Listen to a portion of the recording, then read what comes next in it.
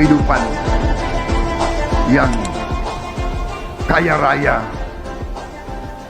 tapi mereka bermimpi untuk bisa hidup.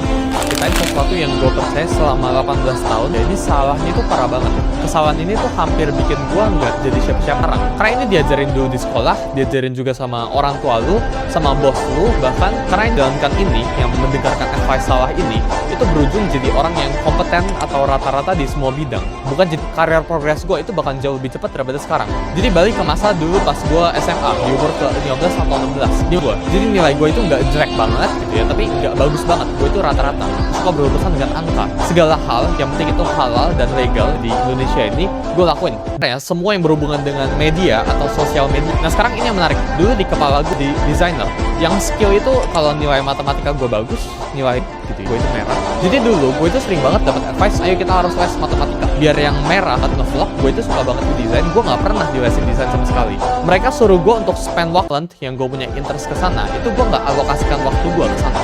Logika di belakangnya itu masuk akal, 100 matematikanya gitu ya, tapi fisikanya 70 gitu ya, terus gue ikutin karena menurut gue itu masuk akal, advice yang masuk akal ya, gue harus perbaiki nilai-nilai yang merah gue. Tapi setelah bidang pasar ini ya, market ini cuma bayar orang yang jago banget, ini butuh fokus. Jadi opini gue pribadi doang, gue pengen lu bisa ngecek dan bisa verifikasi ya, ini beneran ada real study case nya. Jadi dulu ya itu ada satu institusi namanya itu Gallup, mereka itu ngelakuin polling secara organisasi.